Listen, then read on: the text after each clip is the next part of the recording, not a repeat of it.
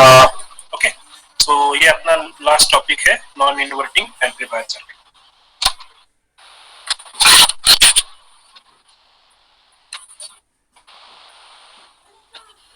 बाकी आपके फ्रेंड्स में से कोई होगा जो ज्वाइन होना बाकी है तो जस्ट इनको मैसेज कर दो कि ज्वाइन हो जाओ, कि अपना टॉपिक स्टार्ट हो रहा है। ओके, ये एक और नेक्स्ट इम्पोर्टेंट टॉपिक है, वो ज्यादातर आपके एग्जाम्स में पूछे जा सकते हैं। रिकॉर्डिंग चालू कर लो ना। हाँ हाँ,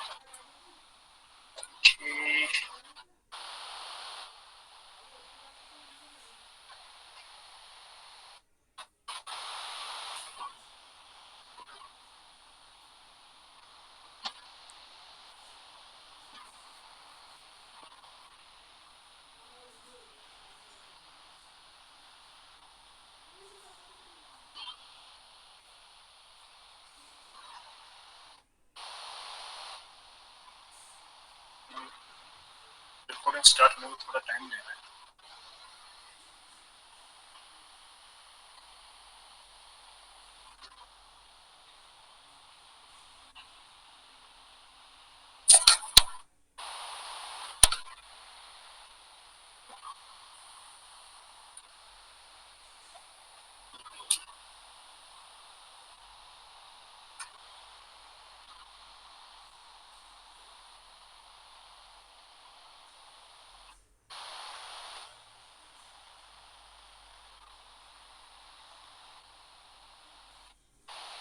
This call is now being recorded. Okay, so we will start. This is the next and last topic for this unit is non-inverting amplifiers. So we have learned in the last lecture that inverting amplifier. In that circuit, we are applying the voltage supply to the inverting terminal of the amplifier circuit or the op-amp circuit, so that it will become the inverting amplifier. But in this case, we are applying the power supply to the non-inverting terminal of the operational amplifier.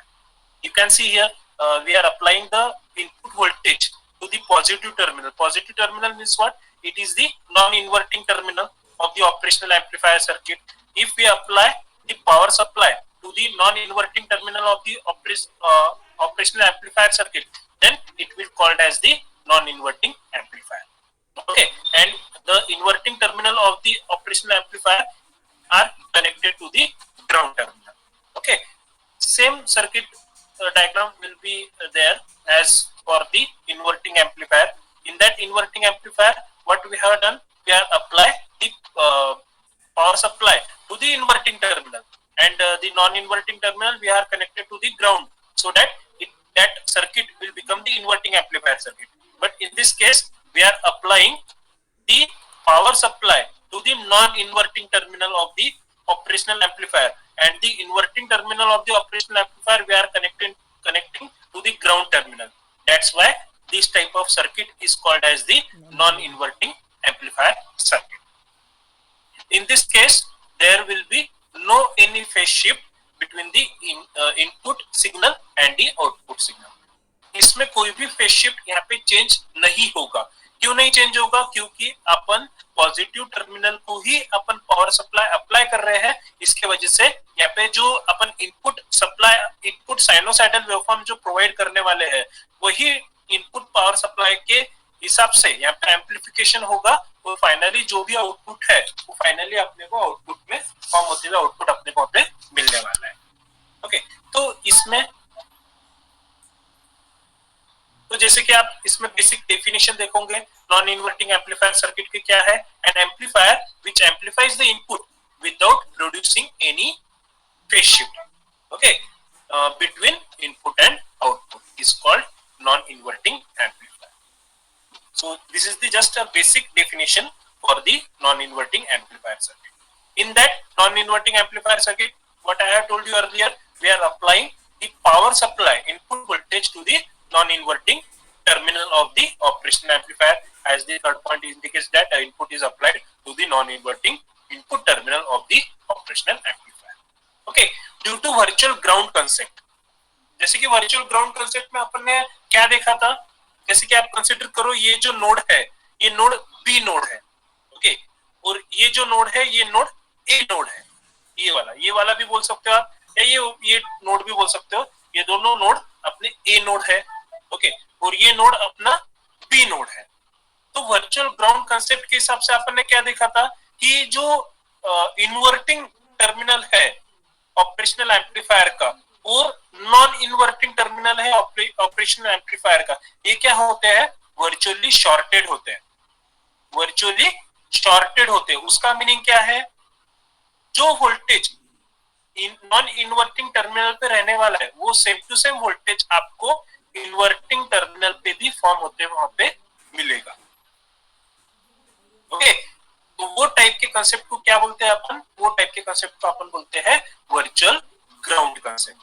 तो मुझे बताओ कि जो non inverting terminal है, मतलब ये वाला जो नोड है इसको अपन ने बी नोड नाम दिया, ओके, यहाँ पे ए और बी बताना रह गया मेरा।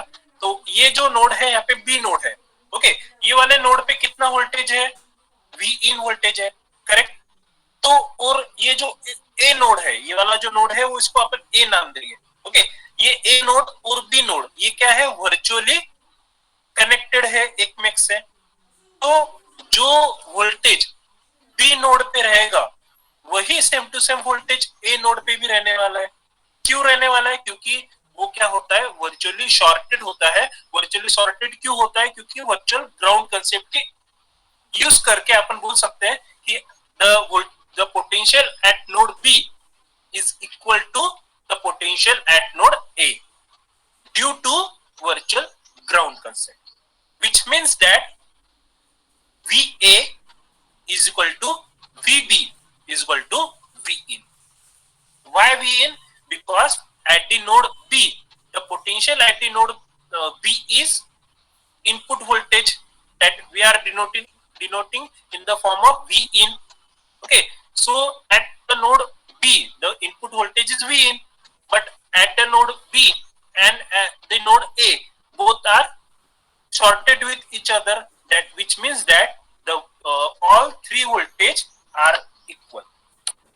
VA is equal to VB is equal to Vin. Clear? या ये इंपॉर्टेंट है, ये आपको समझ गया तो आगे का डेरिवेशन आपको इजीली समझ जाएगा, कुछ भी डिफिकल्ट नहीं रहेगा। इसमें कुछ डाउट होगा तो मुझे पूछो, ओके। तो इसमें आप कंसिडर करो जैसे कि क्या हो रहा है, ये टर्मिनल पे कोई भी वोल्टेज सोर्स कनेक्टेड नहीं है, मतलब यहां से कोई भी करंट फ्लो होगा क्या, नहीं होने वाला है। करंट कहां से फ्लो होगा, ये टर्मिनल से, ओके। ये टर्मिनल से जो भी करंट फ्लो होगा वो क्या रहेगा, आउटपुट टर्मिनल पे जाएगा, राइट। तो आउटपुट टर्मिनल पे जाने जाएगा। आप बोलोगे सर कैसे जाएगा, अपन ने पिछले लेक्चर में देखा था कि जो भी अंदर जो भी इनपुट करंट है वो तो करंट तो जाता नहीं है, तो वो फिर कैसे आपको आउटपुट करंट मिलने वाला है। बट ये कंडीशन पे यहाँ पे अपन जो भी इनपुट सप्लाई प्रोवाइड करेंगे नॉन इन्वर्टिंग टर्मिनल को, इसका जो भी करंट रहेगा वो इनपुट अपन सप्लाई कर रहे हैं अपने नॉन इन्वर्टिंग एम्पलीफायर सर्किट को, तो आउटपुट तो फॉर्म करेगा। ऐसा तो है ही नहीं कि आउटपुट फॉर्म नहीं करने वाला है, मतलब आउटपुट फॉर्म करेगा तो उसमें कुछ ना कुछ करंट फ्लो होने वाला है। तो करंट कौन से डायरेक्शन से फ्लो होगा, इन रिवर्स डायरेक्शन, ओके। इस तरीके से रिवर्स डायरेक्शन में यहाँ पे करंट फ्लो होने वाला है। तो आप बोलोगे सर कि आरएफ में जितना करंट फ्लो हो रहा है वो इसमें भी यहाँ पे भी फ्लो होना चाहिए और यहाँ पे भी फ्लो होना चाहिए, तो डिवाइड होना चाहिए, बट यहाँ पे डिवाइड नहीं होता है। जितना भी करंट फीडबैक रजिस्टर में फ्लो होगा इतना सेम टू सेम करंट यहाँ पे R1 में भी फ्लो होगा। क्यों R1 में फ्लो होगा, क्योंकि अपन ने वहां पे पिछले लेक्चर में देखा था कि इसमें इनपुट, इसमें कोई भी करंट यहाँ पे फ्लो नहीं होता है, ओके। तो यहाँ पे इनपुट का जो करंट है वो क्या रहेगा, यहाँ पे 0 रहेगा, इसीलिए जितना भी करंट ये डायरेक्शन से फ्लो होगा इतना सेम टू सेम करंट यहाँ पे R1 से फ्लो होते हुए ग्राउंड में पूरा पूरा करंट चले जाने वाला, ओके।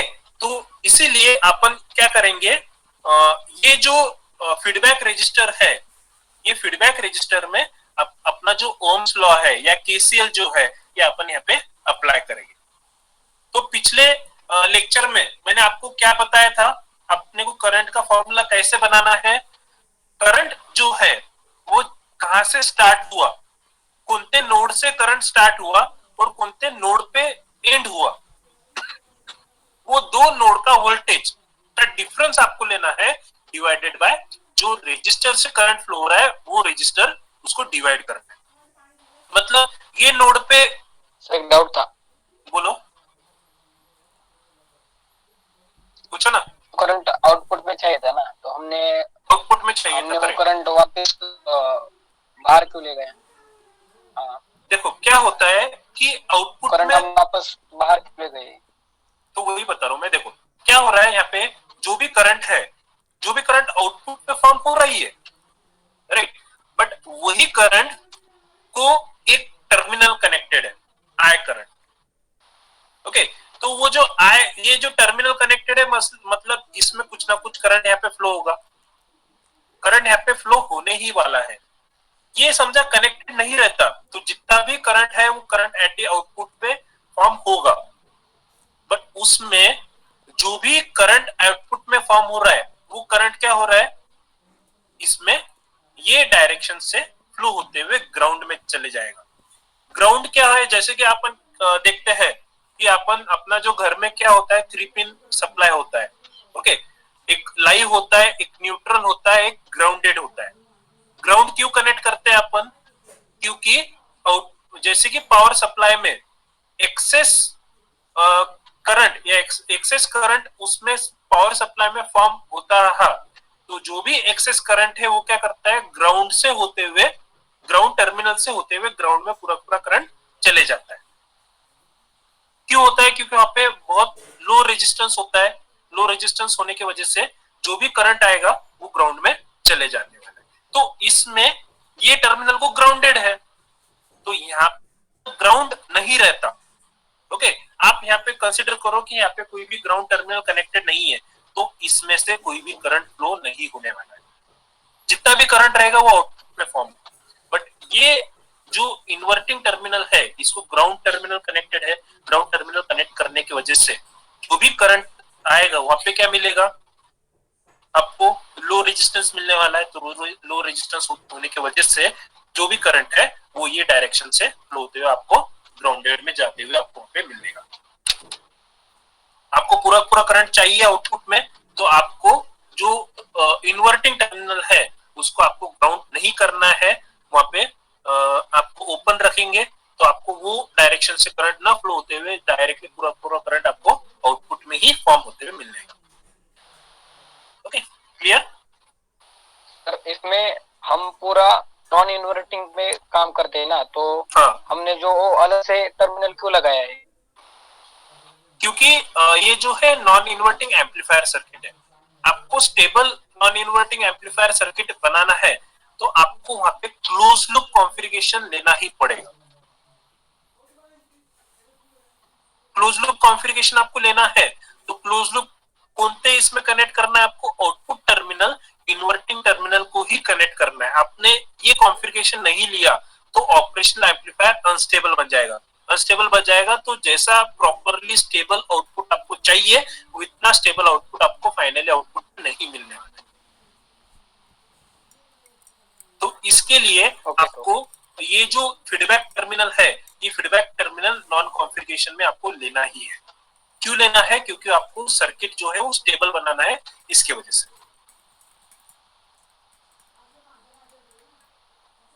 जैसे कि आप कंसीडर करो कि ये जो इन्वर्टिंग एम्पलीफायर है आपने फैन में लगाया, ओके, फैन में लगाया तो उसमें कंटिन्यूअसली करंट फ्लो हो रहा है वो सर्किट में, राइट।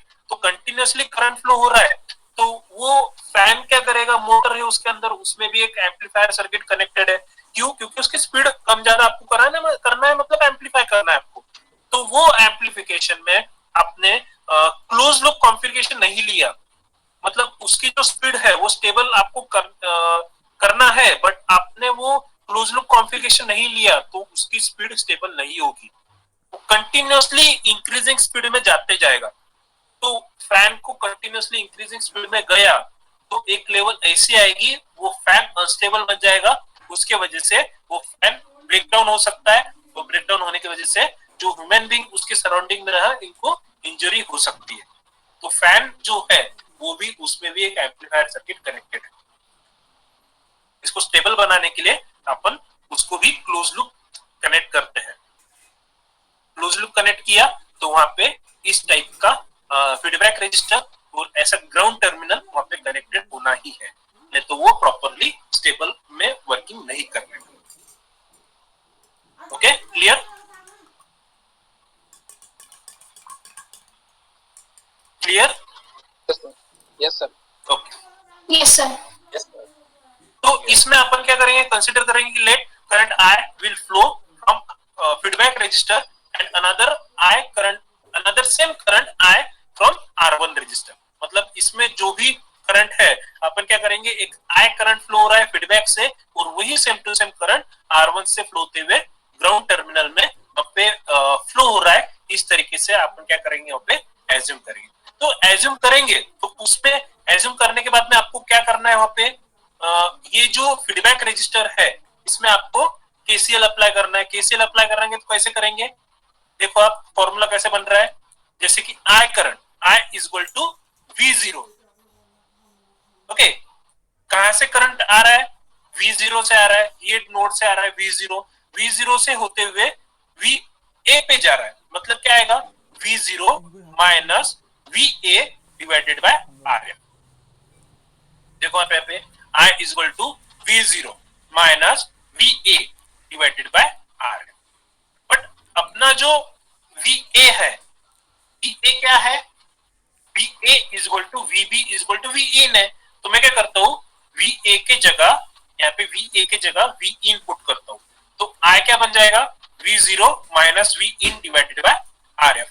इसको मैं इक्वेशन नंबर 1 देता हूँ। तो VA को Vin क्यों पुट करा, क्योंकि where VA is equal to Vin है, करेक्ट। वैसा ही अपन फीडबैक रजिस्टर के बारे में किया, तो वैसा ही सेम टू सेम अपन क्या करेंगे, यहाँ पे R1 रजिस्टर के बारे में करेंगे। तो R1 रजिस्टर से करंट कहां से फ्लो हो रहा है, VA से करंट होते हुए ग्राउंड टर्मिनल पे करंट जा रहा है। तो यहाँ पे आपको करंट I निकालना है, तो आप कैसे निकालोगे, VA minus 0 divided by R1। Minus 0 क्यों, क्योंकि ग्राउंड टर्मिनल पे कभी भी वोल्टेज क्या होता है, वहां पे 0 होता है।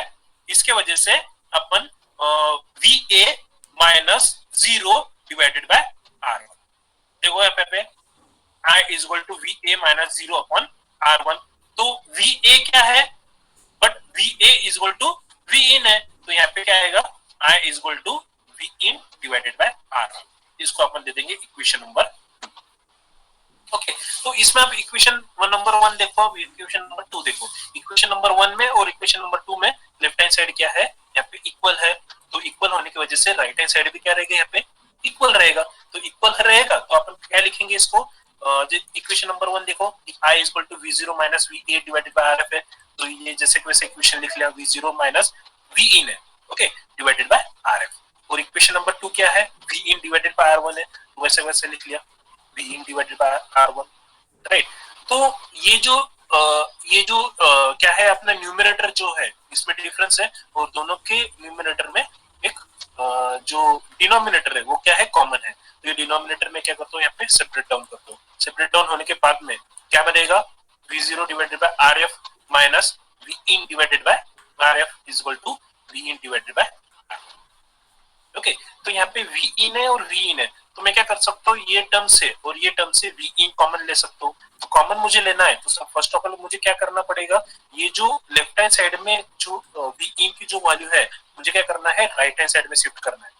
तो राइट हैंड साइड में मैं शिफ्ट करूंगा तो इक्वेशन क्या बनेगा, देखो आप, V0 divided by RF is equal to Vin divided by R1 plus, ये यहाँ पे माइनस है तो राइट हैंड साइड में जाके क्या बन जाएगा, यहाँ पे प्लस बन जाएगा, तो plus Vin divided by RF। Okay, तो यहाँ पे जो लेफ्ट हैंड साइड में जो डिनोमिनेटर में जो RF है वो क्या करता हूँ, मैं लेफ्ट हैंड साइड में लेके जाता हूँ। तो लेफ्ट हैंड साइड में लेके जाने के बाद में ब्रैकेट बन जाएगा, तो ब्रैकेट को मैं RF से मल्टीप्लाई करता हूँ, और ये जो इक्वेशन है ये इक्वेशन से Vin मैं कॉमन लेता हूँ। तो इक्वेशन देखो क्या बनेगा, V0 इज इक्वल टू, ये RF न्यूमरेटर में जाएगा तो RF divided by R1 plus RF divided by RF, bracket close into Vin। Okay, तो इसके बाद में आप यहाँ पे क्या करोगे, जो ये जो इक्वेशन है, ये इक्वेशन से RF डिवाइडेड बाय RF है, तो RF RF कैंसिल होकर यहाँ पे 1 रह जाएगा. Okay, so 1 plus RF divided by R1 into V in, देखो V0 is equal to 1 plus RF divided by R1 into V. Okay, so ये जो V in है, मैं क्या करता हूँ यहाँ पे फिर से लेफ्ट हैंड साइड में लेके जाता हूँ, तो V0 divided by V in is equal to 1 plus RF upon R. So we know that the gain, if we have to calculate the gain, then we are taking the ratio of output voltage divided by input voltage. So output voltage is V0 and input voltage is V in. So amplifier gain, okay, is denoted in the form of AV. So amplifier gain is equal to V0 upon V in is equal to 1 plus RF upon R. That 1 plus RF upon R1 is the gain for the non-inverting amplifier circuit. Okay, if we have to calculate the gain of the non-inverting amplifier circuit, then you have to take the formula as 1 plus RF upon R1, which means that totally the total gain of the non-inverting or inverting amplifier is totally dependent on the feedback resistor and the resistor which is connected to the inverting terminal of the operational amplifier. That you one student have asked me why we are connecting the feedback resistor and that one resistor to the inverting terminal, because if we have to make the amplifier circuit the stable amplifier circuit, then we have to connect the closed loop configuration. If we are not connecting the closed loop configuration, then that amplifier circuit will become unstable. Okay, so that proves that total gain of the amplifier circuit is totally dependent on the feedback resistor and the resistor which is connected to the inverting terminal of the operational amplifier. Okay, clear? In that formula, you can see here there is a plus sign. Okay, which means that there is a plus sign, which means that it indicates there is no any phase shift between the input waveform and the output waveform. That waveform you can see here, that sinusoidal waveform, if we are given the sinusoidal waveform to the input terminal, then same phase shift waveform will be formed at the output side. Okay, this is the input voltage, the input waveform, and this is the output. इसमें आपको किसी को कुछ doubt रहेगा तो मुझे पूछो, क्योंकि ये बहुत इंपॉर्टेंट है. ज्यादातर इन्वर्टिंग एम्पलीफायर या नॉन इन्वर्टिंग एम्पलीफायर या इसके ऊपर के प्रॉब्लम्स ये ज्यादातर पूछे जाते हैं. मतलब आपको पूरे सेकेंड यूनिट में आपको एक क्वेश्चन कंपलसरी दिखेगा ही, इन्वर्टिंग या नॉन इन्वर्टिंग. तो आपको किसी को कुछ डाउट होगा तो मुझे पूछो, आपको किसी को कुछ डाउट नहीं होगा तो अपन इसके ऊपर के प्रॉब्लम देखते हैं. क्लियर सभी को? ऐसे ये अपने नॉन इन्वर्टिंग एम्पलीफायर का सर्किट कैसे डिजाइन किया, उसके बारे में, उसके बाद में उसका डेरिवेशन कैसे लिखा अपन ने, उसका जो एम्पलीफायर गेन का जो फॉर्मूला है वो कैसे बनाया, उसके बाद में उसके पूरी थ्योरी. इसमें कुछ भी डाउट होगा तो मुझे पूछो, नहीं डाउट होगा तो अपन इसके प्रॉब्लम्स देखते हैं.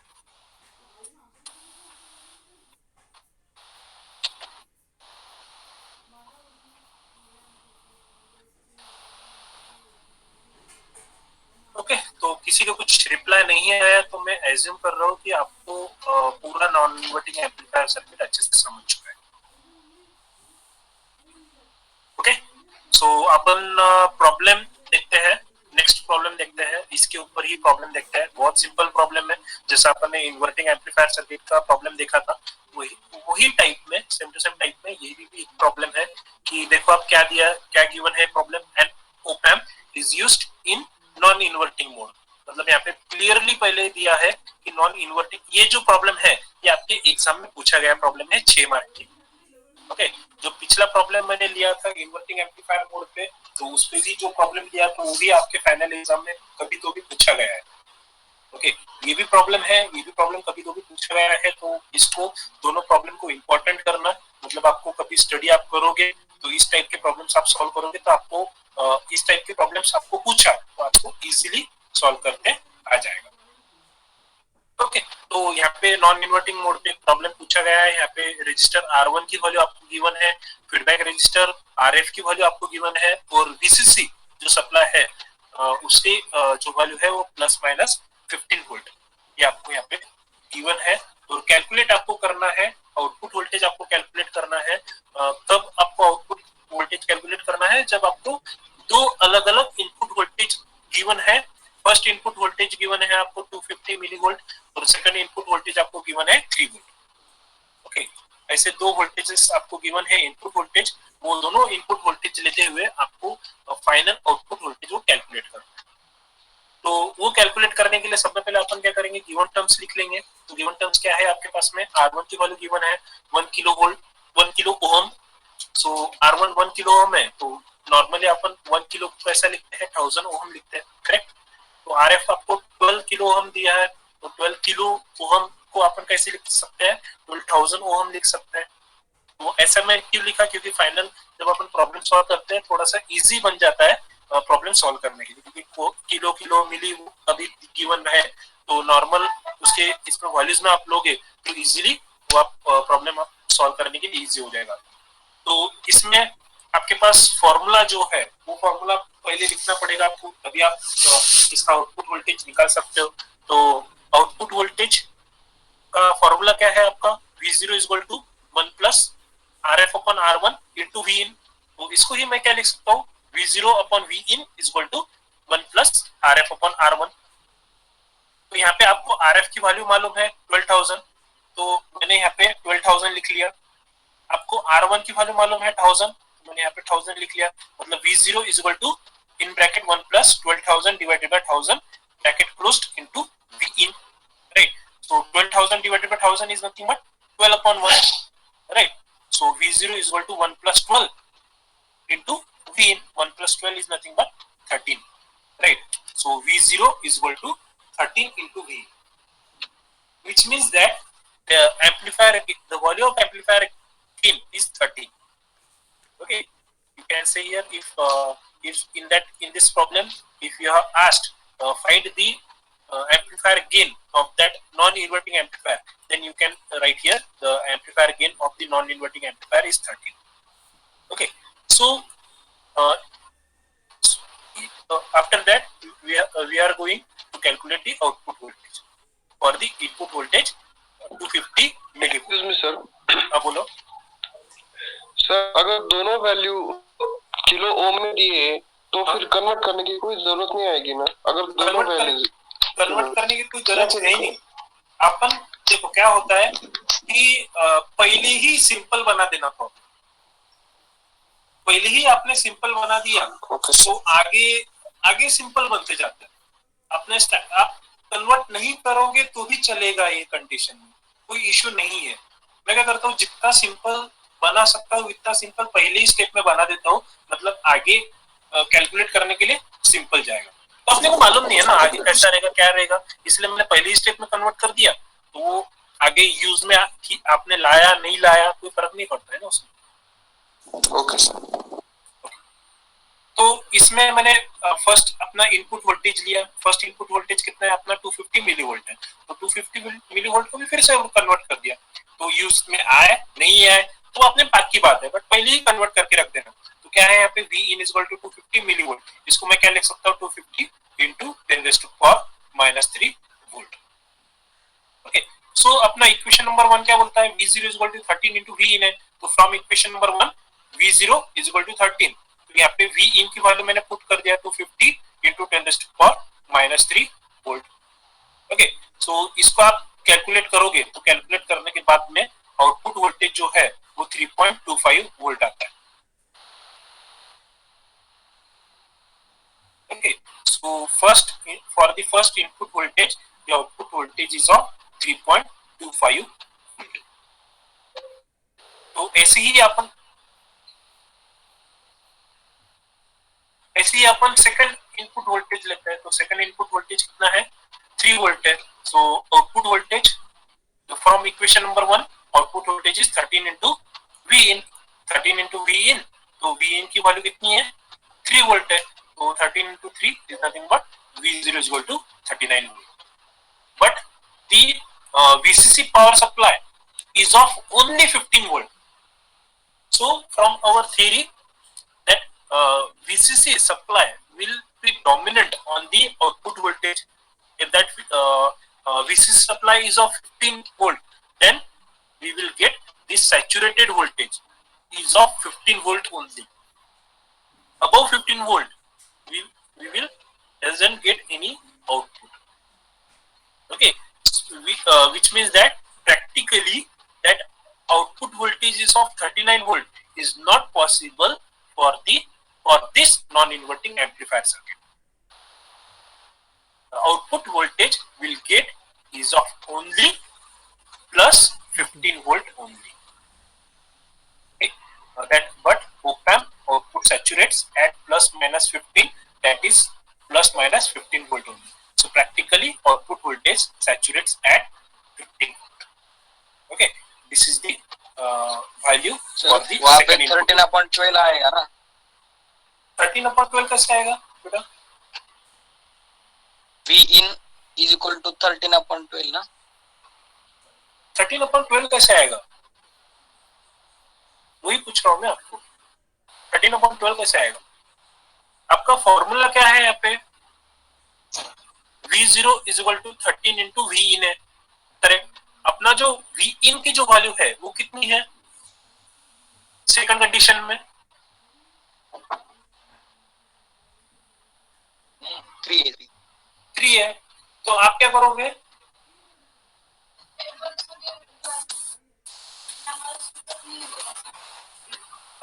एक मिनट, 1 मिनट, मैं नियत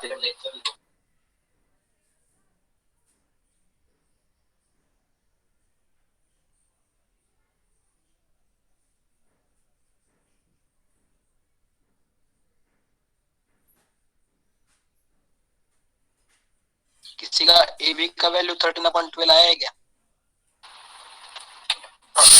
देखो आपको यहाँ पे जो फॉर्मूला है, मैं फॉर्मूला फिर से बता दूं आपको. फॉर्मूला कैसे डिजाइन किया अपन ने. देखो यहाँ पे जो नॉन इन्वर्टिंग एम्पलीफायर गेन का जो फॉर्मूला है वो कितना है? वो क्या है? V0 upon V in is equal to 1 plus RF upon R1 है. तो यहाँ पे RF की वैल्यू कितनी है? 12 किलो ओम है, 12,000 ओम है. और R1 की जो वैल्यू है वो कितनी है? 1000 है. तो यहाँ पे आप 1 plus 12,000 divided by 1000 is nothing but 1 plus 12, okay, into V in है. तो यहाँ पे आपकी V0 की वैल्यू कितनी है? वो कितनी है? कितनी आती है आपकी? 13 V in आती है, करेक्ट? तो इसमें आपके पास V in जो है वो दो इनपुट वोल्टेज आपको दिया गिवन है. दो इनपुट वोल्टेज कौन सा गिवन है? एक 250 मिलीवोल्ट आपको गिवन है और सेकंड जो है वो 3 वोल्ट आपको गिवन है, करेक्ट? तो इसमें अपन ने क्या किया? दोनों इनपुट वोल्टेज के लिए अपन आउटपुट वोल्टेज निकालेंगे, करेक्ट? तो इसमें फर्स्ट इनपुट वोल्टेज कितना है आपका? 250 मिलीवोल्ट है. तो ये जो 250 मिलीवोल्ट है इसको अपन कन्वर्ट करके क्या बना सकते हैं? 250 into 10⁻³ वोल्ट. तो 10⁻³ वोल्ट क्यों आया? क्योंकि यहाँ पे मिलीवोल्ट है, इसकी वजह से यहाँ पे into 10⁻³ वोल्ट आया. तो ये जो 250 जो V in है ये मैं क्या करता हूँ? ये इक्वेशन में मैं पुट आउट करता हूँ. तो इक्वेशन पुट आउट करने के बाद में V0 जो है वो कितना आएगा? 13 into 250 into 10⁻³ वोल्ट. ओके, तो इसको आप कैलकुलेट करोगे, 13 into 250 आप करोगे और into 10⁻³ कैलकुलेटर्स आप यूज करोगे तो यहाँ पे V0 जो है वो कितना आता है? 3.25 आता है. ओके, ये जो 3.25 है ये क्या है? अपने VCC से कम है. ओके, VCC से कम है मतलब प्रैक्टिकली आपको आउटपुट वोल्टेज 3.25 फॉर्म होगा. कब फॉर्म होगा? जब आप V in जो है वो 250 मिलीवोल्ट दोगे तो आपको आउटपुट वोल्टेज 3.25 आने वाला.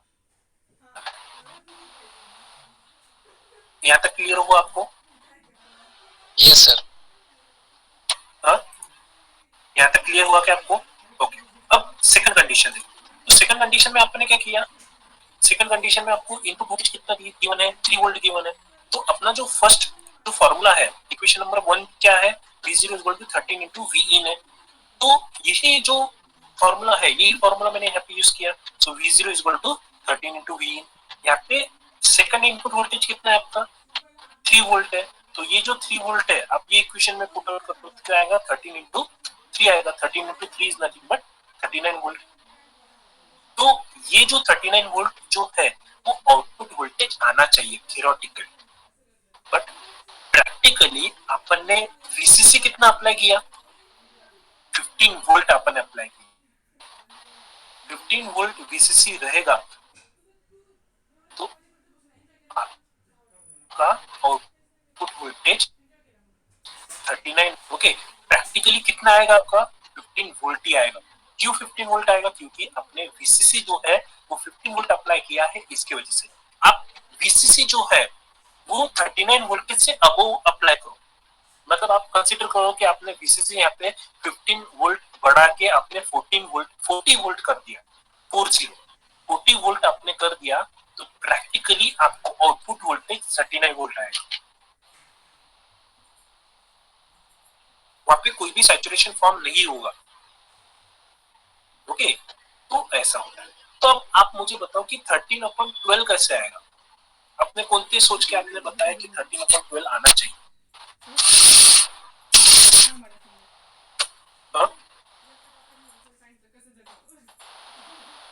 हेलो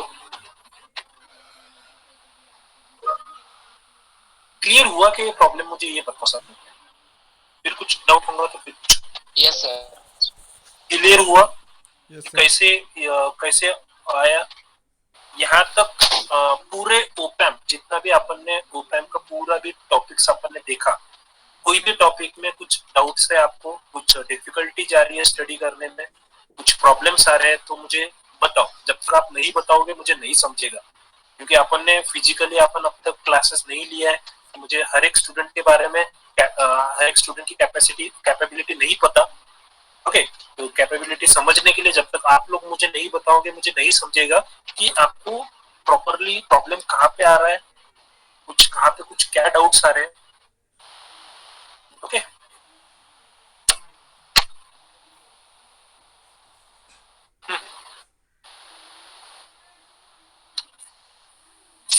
तो इसके ऊपर के मैं असाइनमेंट्स आपको आज पक्का देता हूँ, कल मुझे टाइम नहीं मिला आपके असाइनमेंट्स क्वेश्चंस निकालने के लिए, तो आपके इन्वर्टिंग एम्पलीफायर के ऊपर के प्रॉब्लम्स, नॉन इन्वर्टिंग एम्पलीफायर के ऊपर के प्रॉब्लम्स, और जो पिछले जो प्रॉब्लम्स थे जो नॉर्मल ओपन लूप गेन के जो प्रॉब्लम है वो प्रॉब्लम मैं आपको आज देता हूँ, तो कल तक आपको सबमिट करना है।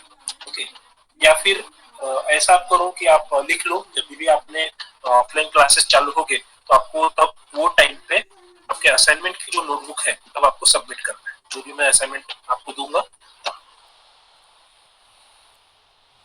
ठीक है यस सर ओके सर। तो यहाँ तक ये टॉपिक में कुछ डाउट्स आपको अच्छे से समझा है? नो सर समझ में आया सर। समझ रहे हैं, अच्छी बात है। तो आप सभी अभी अपन यहाँ पे क्लोज करते हैं, कल से अपना जो 3rd यूनिट